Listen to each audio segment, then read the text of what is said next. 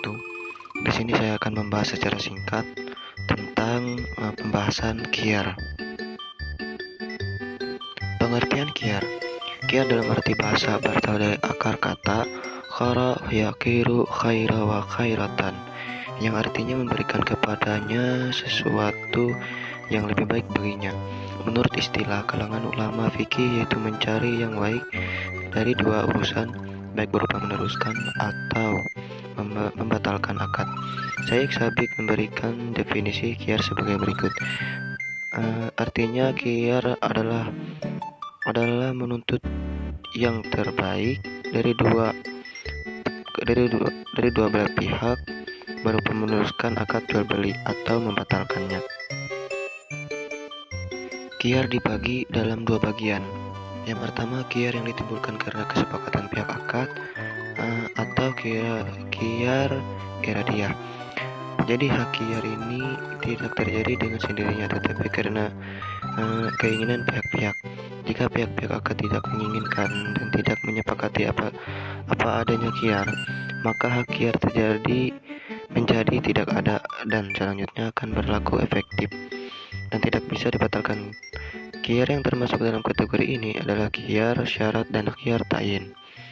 Yang kedua, hak kiar yang melekat dalam akad, kiar hukmiyah.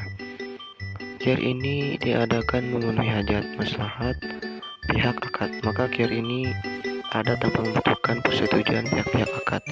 Kiar yang termasuk dalam kategori ini adalah kiar ru'yah dan kiar aib. Lanjut, kita masuk dalam macam-macam kiar. Yang pertama, kiar majelis. Majelis secara bahasa adalah bentuk masdar mimi dari julus yang berarti tempat duduk. Dan maksud dari majelis akad menurut kalangan ahli fikih adalah tempat kedua orang yang berakad berada di sejak mulai berakad sampai sempurna. Berlaku dan wajibnya akad, dengan begitu majelis akad merupakan tempat berkumpul dan terjadinya akad apapun keadaan pihak yang berakad. Menurut istilah, kiar majelis adalah kiar yang ditetapkan oleh syara bagi setiap pihak yang melakukan transaksi selama para pihak masih berada di tempat transaksi.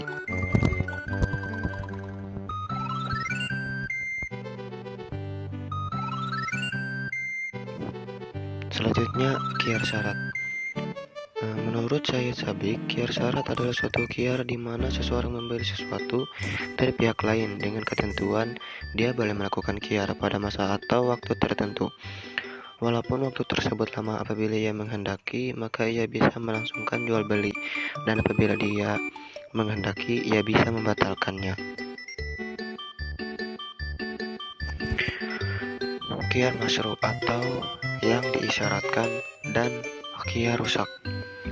Kiar yang diisyaratkan maksudnya adalah kiar yang ditetapkan batasan waktunya.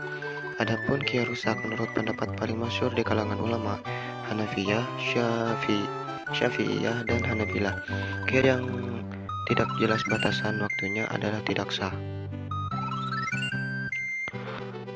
Berikutnya, kiar aib. Kiar aib termasuk dalam jenis kiar nakisah atau berkurangnya nilai penawaran barang. Kiar aib berhubungan dengan ketiadaan kriteria yang diduga sebelumnya. Kiar aib merupakan hak pembatalan jual beli dan pengembalian barang akibat adanya cacat dalam suatu barang yang belum diketahui. Baik aib itu ada pada waktunya transaksi atau baru terlihat setelah transaksi selesai disepakati sebelum serah terima barang. Jika akad dilakukan dan pembeli telah mengetahui adanya cacat pada barang tersebut, maka akadnya sah dan tidak ada lagi kiar setelahnya.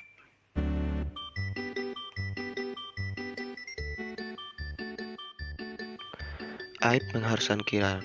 Menurut ulama Hanafiyah dan Hanabilah, pendapat bahwa aib pada kiar adalah segala sesuatu yang menunjukkan adanya kekurangan dari aslinya, sehingga diharuskan adanya kegiatan tukar atau diganti barang atau sesuatu yang dijadikan alat untuk transaksi jual beli. Berikutnya, kiar ru'yah. Kiar ru'yah adalah hak pembeli untuk membatalkan akad atau tetap melangsungkannya ketika ia melihat barang atau objek akad dengan syarat ia belum melihatnya ketika berlangsung akad, atau sebelumnya ia pernah melihat dalam batasan waktu yang memungkinkan telah jadi batas perubahan atasnya. Syarat qiyar ru'yah bagi yang membolehkannya antara lain barang yang akan ditransaksikan berupa barang yang secara fisik ada dan dapat dilihat berupa harta tetap atau harta bergerak. Barang dagangannya yang ditransaksikan dapat dibatalkan dengan mengembalikan saat transaksi. Tidak melihat barang dagangan ketika terjadi transaksi atau sebelumnya, sedangkan barang dagangan tersebut tidak berubah. Qiyar naqdi. Macam-macam qiyar yang contohnya ini memberikan kesempatan pembatalan jual beli untuk transaksi dengan pertukaran tidak langsung. Qiyar naqdi merupakan hak untuk melanjutkan atau membatalkan jual beli apabila pembeli belum melunasi pembayaran atau penjual belum menyerahkan barang meskipun telah menerima pembayaran utuh dari pembeli. Oleh karena itu, qiyar naqdi hanya dapat dilakukan apabila penjual dan pembeli menetapkan waktu pembayaran atau penyerahan yang disepakati bersama. Secara otomatis jual beli batal apabila sampai waktu yang disepakati tidak terjadi pembayaran dan penyerahan sesuai akad jual beli. Jadi hikmah yang dapat kita petik dari pemaparan materi qiyar adalah yang pertama, qiyar dapat membuat akad jual beli berlangsung menurut prinsip-prinsip Islam, yaitu suka sama suka antar penjual dan pembeli. Yang kedua, mendidik masyarakat agar berhati-hati dalam melakukan akad jual beli sehingga pembeli mendapat barang dagangan yang baik atau benar disukainya. Yang ketiga, penjual tidak semena-mena menjual barangnya kepada pembeli dan mendidik agar bersikap jujur dalam menjelaskan keadaan barangnya.